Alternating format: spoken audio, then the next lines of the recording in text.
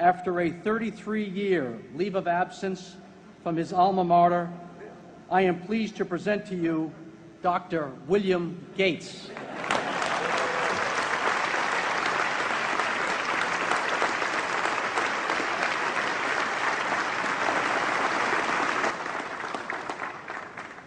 Thank you.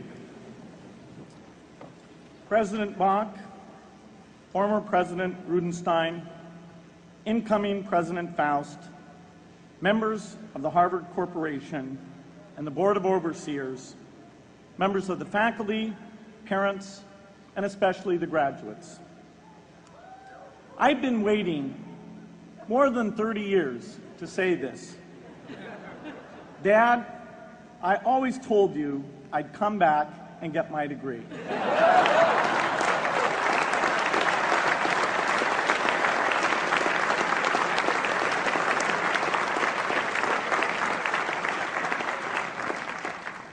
I want to thank Harvard for this honor. I'll be changing my job next year, and it will be nice to finally have a college degree on my resume. I applaud the graduates for taking a much more direct route to your degrees. For my part, I'm just happy that the Crimson called me Harvard's most successful dropout. I guess that makes me valedictorian of my own special class. I did the best of everyone who failed. But I also want to be recognized as the guy who got Steve Ballmer to drop out of business school.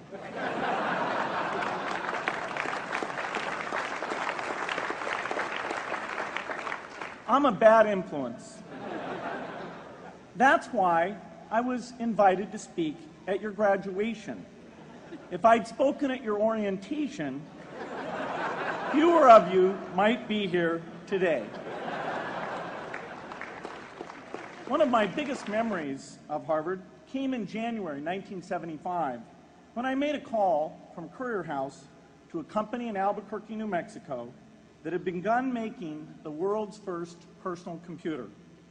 I offered to sell them software. I worried they would realize I was just a student in a dorm and hang up on me. Instead, they said, "We're not quite ready. Come see us in a month," which was a good thing because we hadn't written the software yet. From that moment, I worked day and night on the extra credit project that marked the end of my college education and the beginning of a remarkable journey with Microsoft. What I remember above all about Harvard was being in the midst of so much energy and intelligence. It could be exhilarating, intimidating, sometimes even discouraging, but always challenging. It was an amazing privilege, and though I left early, I was transformed by my years at Harvard, the friendships I made, and the ideas I worked on. But taking a serious look back, I do have one big regret.